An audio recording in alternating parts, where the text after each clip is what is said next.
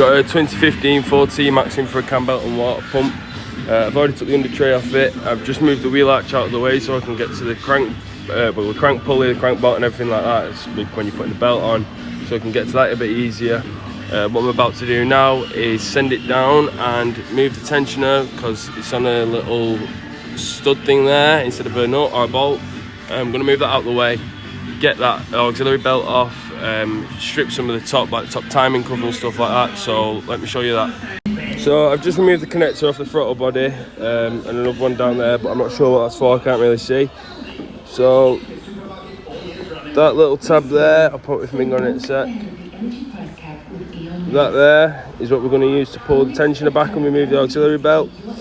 And then it's a case of move the coolant bottle out of the way, mount top timing cover, probably have to move a few of these wires and pipes to get it off.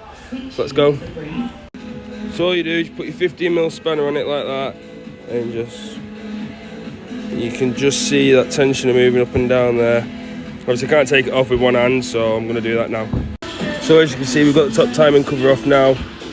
Move some pipes out of the way and we've got it pinned up there. You might not be able to see. Oh no, you can't really see, but it goes through and pins into the back, into the block behind the pulley. So we're going to send it up now and strip the bottom. So we've got the bottom cover off now. As you can see up there, it's all exposed. You just need to line this hole at 12 o'clock up with the hole behind in the block. We've got our cam pinned, as I showed you before. Pin the fuel pump, which is up there somewhere. And then we're ready to take the belt off. Let's go. So as you can see, we've got the belt off now. We're going to change the tensioner, which I've already taken off, and that idle pulley there, and the water pump with a new gasket. So let's get that changed over. And as you can see, actually it looks like that water pump's starting to leak a bit where that dried pinky stuff is. That's dried up coolant. So yeah, looks like it needed it. Obviously as well, we're using 4 genuine parts. It's a time belt kit, and we've got a 4 genuine water pump.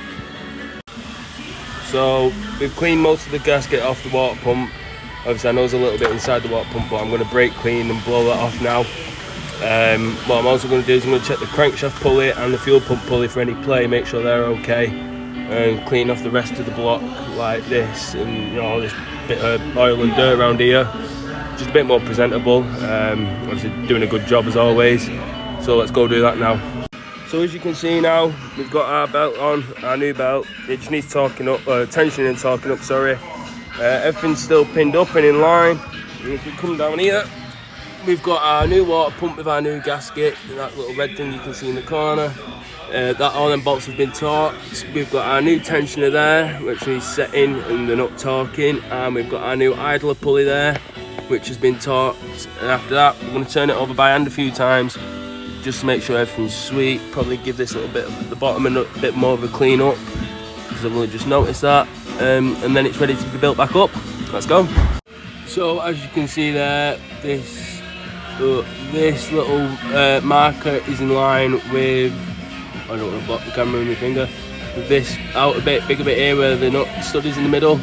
So that's our tensioner set. I've just torqued the nut, or the bolt, sorry. Normally we do have some green paint to mark all the bolts with, but we've run out, so unfortunately we can't do that today.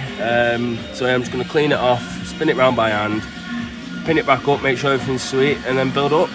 It's been turned over a few times now, and as you can see, everything's pinned back up again. So I'm happy with that. Time to build up. So it's all built back up now. Coolant's in it. All we need to do now is get it running and let the coolant system bleed itself, and then jobs are good done. So we've got it running now. Coolant system's bleeding up nicely, and there is no lights on the dash. That's just a key saying it's not in the car. We don't need to worry about that. Idling nicely. Jobs are good one.